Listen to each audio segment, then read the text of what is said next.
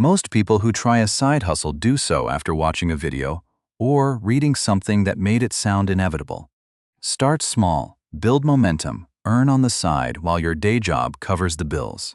The gap between that pitch and reality is what this episode is actually about. Because the side hustle conversation has a serious honesty problem. It oversells the upside and buries the mechanics that actually determine whether you succeed or quietly burn out. So, let's go through this clearly: the failures, the math, the psychology, the strategy, and what a realistic first plan actually looks like. Not to discourage you. To give you the real framework instead of the fantasy. Why everyone is side hustling right now. The side hustle wave has real economic roots. Over the past decade, inflation has persistently outpaced wage growth in most developed economies. Housing costs, healthcare, childcare, transportation. These have climbed in ways that a single paycheck, even a solid one, increasingly struggles to keep pace with. At the same time, the creator economy exploded. Platforms that didn't exist 15 years ago now allow a single person to distribute content, sell services, or run a small business globally from a laptop. The barrier to starting something has never been lower. That combination, economic pressure from below and low-friction technology from above, is why surveys consistently estimate that somewhere between a third and nearly half of working adults in the U.S. have some form of side income. The numbers vary depending on how you define the term, but the direction is clear. It's widespread, it's growing, and it cuts across income levels. This isn't just a phenomenon among people who are struggling. Plenty of people with comfortable salaries are looking for additional income streams because they've correctly identified that a single income source is a single point of failure. The problem is that the same narrative that correctly identifies the economic need also oversells the solution. Accessibility and success are not the same thing. The fact that starting something has never been easier doesn't mean most side hustles succeed. And here's where the honest conversation gets uncomfortable. The people who built successful side hustles have strong incentives to talk about it publicly. The people who tried and failed quietly move on. The result is a story pool that's systematically biased toward the winners.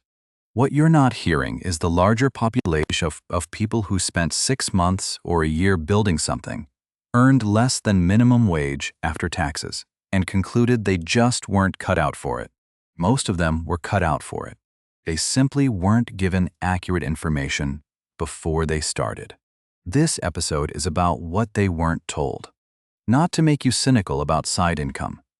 Genuine supplementary income is achievable, and in many economic environments, it's increasingly necessary. But there's a real difference between motivation and a map. Motivation gets you to start. A map gets you somewhere worth going. But before you decide anything about whether or where to start, there's one number you absolutely need to calculate. And almost nobody does it. The time-money math nobody does. Here's an exercise most side hustlers never run. Take what you're earning from your hustle. Divide it by every hour you actually spent on it. Not just the hours doing the deliverable itself, but the hours finding clients, writing emails, managing invoices, handling revisions, troubleshooting problems, and every surrounding task. Then subtract taxes.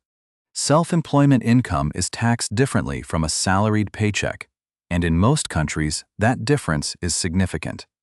Often an additional 10 to 15% on top of your normal income tax rate when you account for self-employment contributions. What's left is your real hourly rate. Let's make it concrete.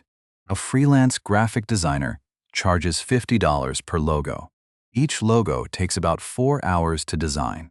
But once you include the time to find the client, exchange emails, clarify requirements, do 1 round of revisions, write the invoice, and follow up on payment, you're probably at 7 or 8 total hours per project. At $50, that works out to roughly $6 to $7 an hour before taxes.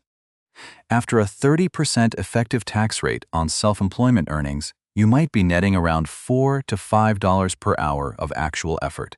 In many places, that's below the legal minimum wage. This is not an argument against freelancing. It's an argument against going in without doing the math first, because the person who runs those numbers is armed with information. They know they need to either charge significantly more or find a different type of hustle entirely. The person who never calculates it just ends up exhausted, with a vague sense that it's not worth it, but no clear understanding of why. The math also gets worse when you account for income volatility. A salaried job, predictable income every 2 weeks. A side hustle, especially early on, comes in bursts and droughts. The psychological cost of that unpredictability is real. You spend mental energy wondering whether clients will show up, whether your pricing is right, whether the whole thing is actually working. That cognitive overhead doesn't appear on any spreadsheet, but it depletes you just the same. None of this means don't do it. It means go in with accurate numbers. The freelancer who knows their real hourly rate is $6 has information. The one who doesn't is just getting tired. And yet the math gets even more complicated once you factor in a belief that has sent millions of people into entirely the wrong kind of hustle. The passive income myth. Few phrases in personal finance have done more quiet damage than passive income. The idea is genuinely appealing. Set something up once, and money flows in while you sleep.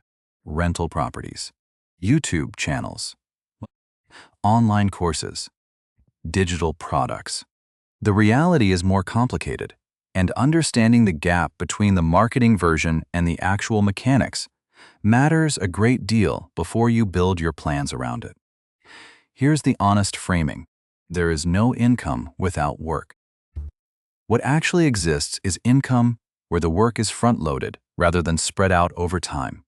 A rental property doesn't run itself. It requires a substantial capital investment up front, plus ongoing maintenance, tenant management, and vacancy periods. A YouTube channel that generates meaningful ad revenue typically requires hundreds of hours of content production and consistent audience building before it earns anything worth calculating. An online course requires research, writing, recording, editing, platform setup, and then marketing, and then customer support after the launch. None of that is passive in the sense the word gets used. It's active work, just structured differently from a paycheck. The payoff, when it comes, is that the content you made 6 months ago keeps earning, and the course you built last year keeps selling. That compounding return is genuinely valuable. But the path there is a real build phase, and most people were never told how long and difficult that phase was supposed to be. Why does this distinction matter so much in practice? Because the passive income framing sets false expectations about what the build phase looks like. And the build phase is exactly where most people quit. They spend 3 months building an online course, get almost no initial sales, and conclude the whole model is a scam. What they actually did is stop at the hardest point, the phase right before the economics could have started working in their favor. The people who pushed through from the same starting point often didn't have a better product in those early months. They just had a more accurate picture of how long and difficult the build phase was supposed to be. There's a pattern observable in habit research and early-stage business behavior. Effort peaks before results appear. People tend to quit during that effort peak. The information that would have kept them going is simple. The peak is normal. The grind before the compound return is not a sign you're doing it wrong. It's the price of entry.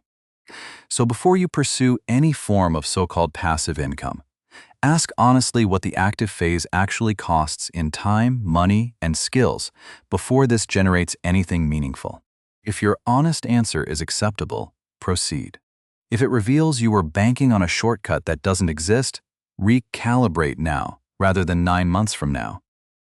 But the expectations around passive income aren't the only hidden cost. What you actually sacrifice to build a side hustle runs much deeper than most people account for. What you're actually giving up. Time is the most obvious cost of a side hustle. It's also the easiest to underestimate, because most people treat unscheduled time as genuinely free, as if it weren't already doing something important.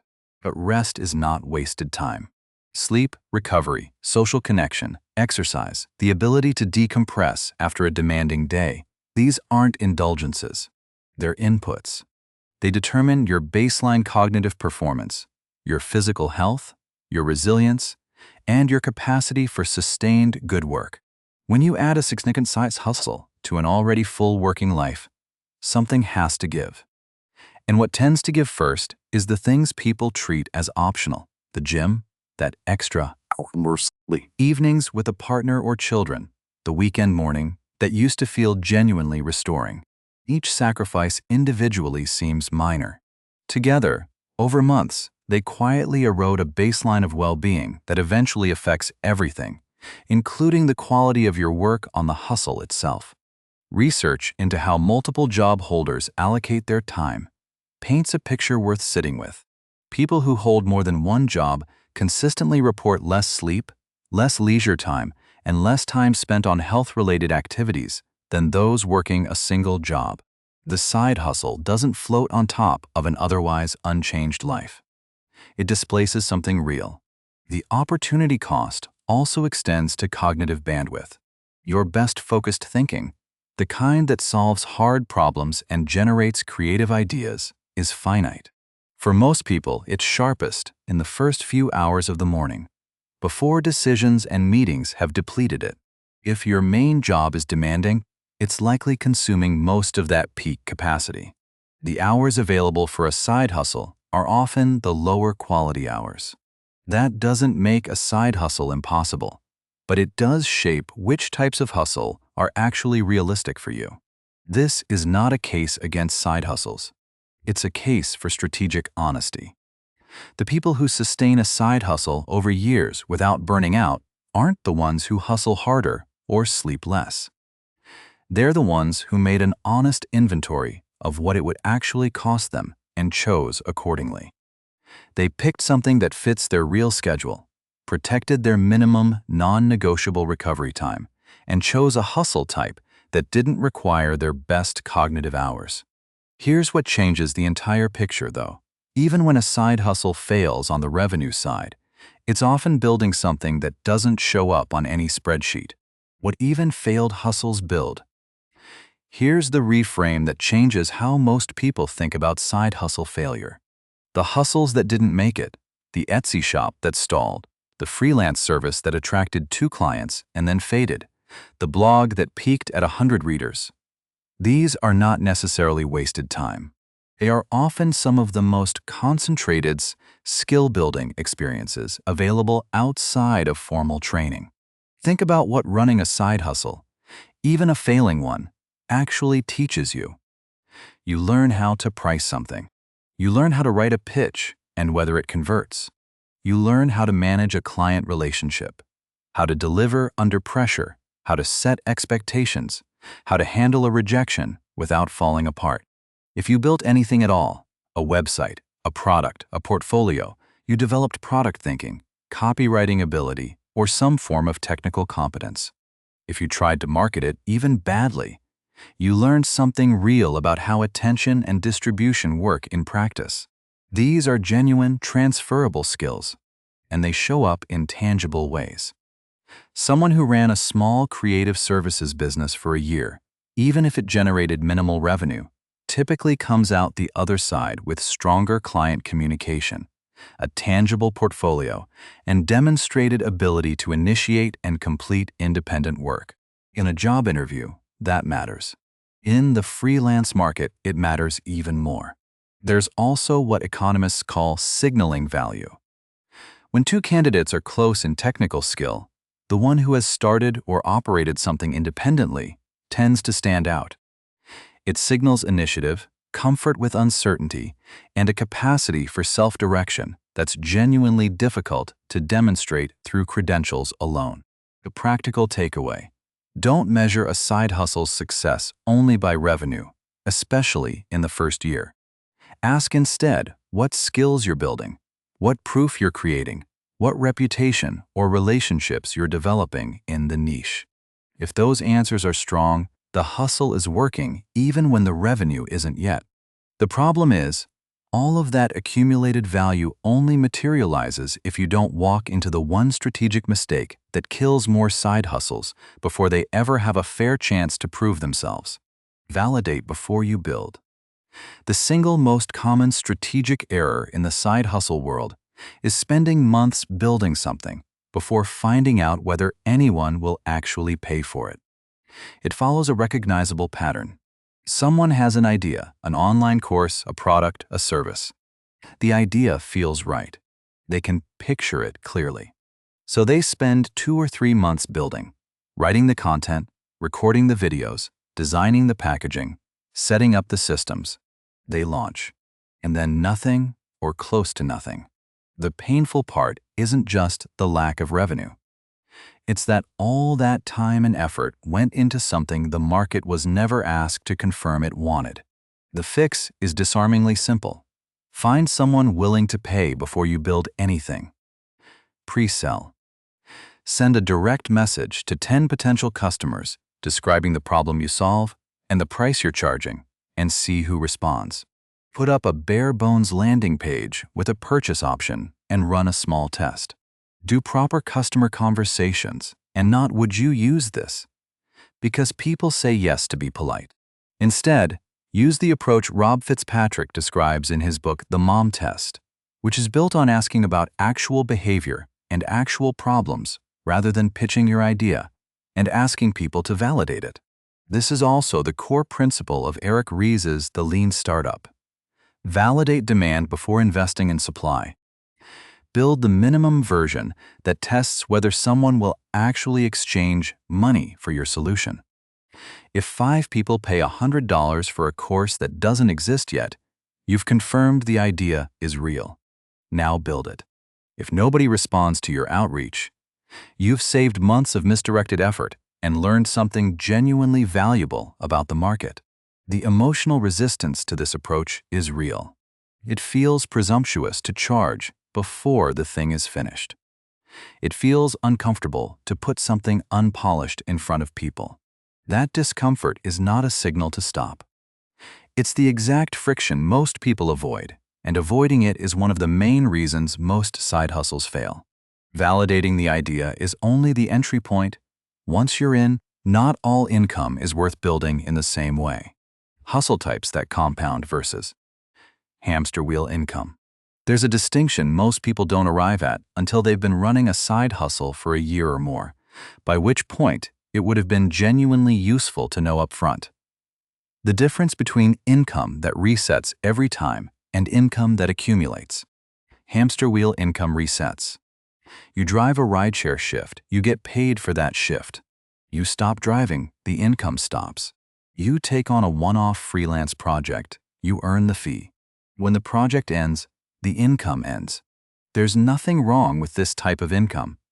It's typically the fastest way to start earning and the most accessible entry point, but it has a structural ceiling. Your income is constrained by your available hours, and your hours are fixed. Compounding income builds assets that generate returns after the initial investment of effort.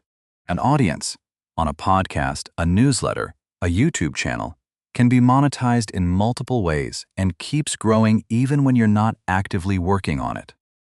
A software product keeps selling after it's built. A book generates royalties. A referral network, once established, sends clients without active prospecting. The work is still very real, but the ratio of output to input improves over time. The psychological difference between these two types is significant and often underestimated. When you're on the hamster wheel, this month's income is determined by this month's effort. When you're building a compounding asset, you feel genuine progress even in slow months, because the asset is growing even when the immediate revenue isn't. Here's the practical framework. Start with hamster wheel income. It generates cash flow quickly, which matters practically and psychologically. Then use that cash flow and the skills you're building to fund the slower, harder work of creating a compounding asset. Think of it as two phases that overlap. Phase 1, trade time for money. Phase 2, build something that generates income with progressively less of your direct time per dollar earned. Most people who make this transition successfully don't abandon the wheel before the compounding income is substantial. They run both in parallel until the numbers shift in their favor. Even people who get to this point often sabotage the economics with one very common pricing mistake: the undercharger trap. Undercharging is probably the most common tactical mistake in an early side hustle. And it's driven by a set of instincts that feel reasonable but lead to bad outcomes. Fear of rejection is the primary driver. If you charge less, fewer people say no. That's partly true. But it misses something critical about how buying decisions actually work. Research in behavioral economics, particularly the work Dan Ariely documents in his book Predictably Irrational, shows that buyers routinely use price as a proxy for quality. In the absence of stronger signals, a lower price implies a lower quality offering. This isn't irrational on the buyer's part. It's a reasonable heuristic when you can't easily verify quality before purchase. When you underprice, you don't just earn less. You actively signal to prospective clients that your work is worth less than it is. Imposter syndrome is the second driver. The internal question becomes, who am I to charge that much? The answer is, whoever your satisfied clients say you are. The market's assessment of your value, expressed through people willingly paying your prices and expressing satisfaction with the result, is the relevant data. Your internal self-doubt is not. The third misconception is that lower prices reduce friction. They do, in one narrow sense. Fewer people hesitate at the purchase decision. But the clients you attract at underpriced rates are often not the clients you want. Low-price clients are statistically more likely to be high maintenance, to request multiple revisions, to pay late, and to expect continued discounts. A business charging 3 times more and working with a third of the clients often earns more money, spends less time managing relationships, and has a fundamentally better day-to-day experience. The tactical fix: charge more than feels comfortable at least once and observe what happens. Have one clear sentence ready to justify the price when someone asks. Something that explains the value of the outcome, not just the time involved. If you can't construct that sentence, you probably haven't defined your offer precisely enough yet.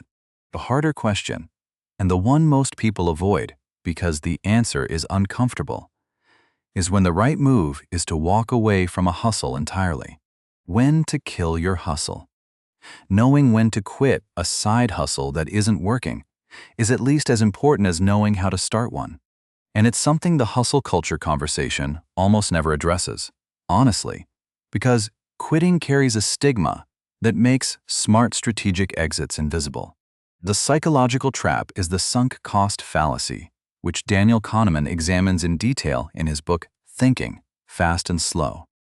The sunk cost fallacy is the tendency to continue investing in something because of what you've already put in, rather than because of what the future is actually likely to produce. "I've spent 9 months on this, I can't quit now," is an emotional argument, not a financial one. The 9 months are gone, regardless of what you do next. The only question is whether the next 9 months are likely to produce different results.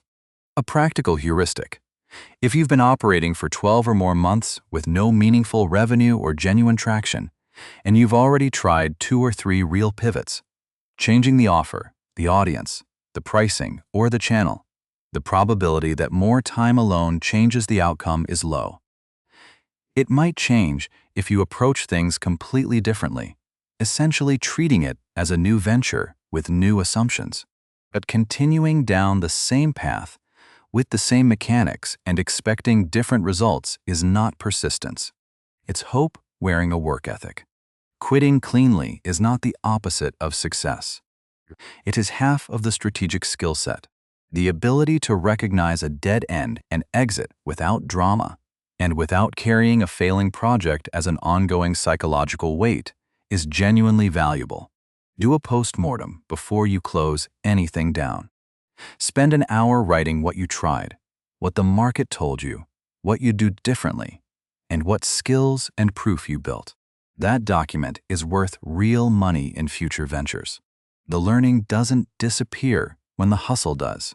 And before you start any of this, there's a strategic advantage most people already hold and almost nobody fully uses: the day job synergy strategy. There's a pattern that shows up in almost every side hustle story that actually scales. The hustle is closely connected to the person's existing professional domain. Exceptions exist, but the regularity is strong enough to treat as a solid default worth starting from. The mechanism isn't complicated. If you've spent 3 years as a financial analyst, you understand the problems in that field at a level that's hard to replicate from the outside. You have the technical vocabulary, the accumulated experience, and the professional credibility to deliver solutions there. When you offer freelance financial modeling or fractional advisory work, you're not starting from zero. You're starting from a substantial accumulated advantage. Your learning curve is compressed. Your pricing power is higher because your qualifications are verifiable. Your initial network of potential clients already partially exists in the contacts you've built through your career. Compare that to the same person deciding to start a side hustle in a domain they're entirely new to. Graphic design, say, when their background is in finance. Not impossible, but they're competing against people with years of portfolio development, established client relationships, and an existing reputation in the niche. The starting position is dramatically harder. A practical filter: when identifying your options, begin with your existing professional expertise. What problems in your current industry could you solve for other companies or individuals? What do people with your background charge as outside consultants for work you already know how to do? What do your colleagues frequently ask your opinion on? Those questions typically surface options that are more viable, more differentiated, and faster to monetize than starting from scratch. And there's a compounding benefit. A side hustle in your professional domain often reinforces rather than competes with your main career. The client projects make you sharper and more current. The outside perspective adds value to your day job. The two careers feed each other's development rather than cannibalizing each other's energy. So let's put all of this together into something you can actually act on. Your realistic first 90 days. Here's an honest 90-day plan. Not a motivational framework, not a fantasy timeline. Something grounded in what actually works. Month 1. Don't build anything yet. Identify 3 skills you currently have that other people would pay for, and be specific about the framing. Not "I'm good at writing," but "I help software companies write technical documentation that their engineers are too busy to produce." Not "I know about data," but "I build dashboards that show e-commerce founders where their marketing spend is and isn't working." The difference between those two framings is the gap between a skill and an offer. Then pick one offer and reach out directly to 10 people who might actually need it. Not a broadcast on social media, direct messages, emails, or conversations with specific individuals. Describe the problem you solve and the price you're charging. The goal of month 1 is not revenue. It's information. Who responds? Who ignores you? What objections come up? What questions people ask? Month 2. If 2 or more people engaged seriously, paid, asked for a proposal, or opened a real conversation, focus on delivering excellent work and asking one satisfied client for a referral. Track your real, all-in hourly rate from the first project, including admin, revisions, and every hour you spent thinking about the work, not just the hours producing the deliverable. If nobody engaged in month 1, use what you heard to revise the offer. Maybe the framing, the price, the audience, or the channel. Send a different version to 10 more contacts. Treat it as a test, not a failure. Month 3. Now you have actual data. Decide, should you scale what's working, adjust the offer, based on what clients are really asking for, or begin productizing, packaging the service into something that doesn't require your direct involvement in every transaction. That decision should rest on real numbers, your actual hourly rate, the strength of the demand signal, the sustainability of the work, not optimism, not sunk cost. Here's what this whole episode has been building toward. A side hustle is a bet on yourself. The return on that bet depends almost entirely on how honestly you go in. Honestly about the math. Honestly about the opportunity cost. Honestly about what phase you're actually in. Honestly about when to push and when to stop. Hustle culture replaces that honesty with motivation. Motivation is a real fuel, but it burns out. What lasts is a framework. Quick summary before you go.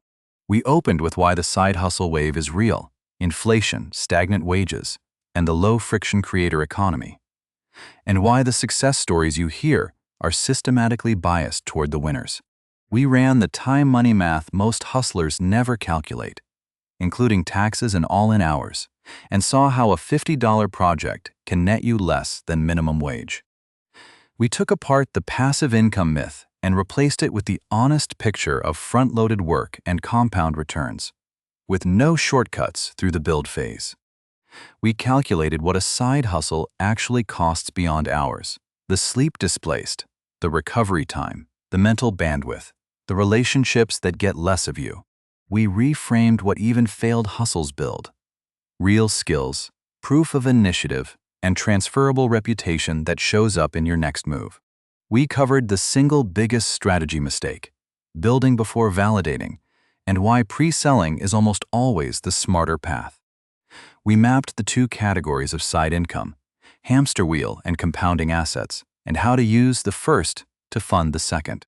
We unpacked the undercharger trap and the behavioral economics that explain why pricing signals quality. We gave clear permission to quit strategically when the evidence supports it, and described what a real exit looks like. We outlined the day job's synergy advantage. Start in your existing domain where you already hold the language, the credentials, and the network. And we closed with a concrete 90-day plan built on real information rather than hope. If this kind of honest, clear approach to building real financial ground is what you're looking for, there's much more of it here.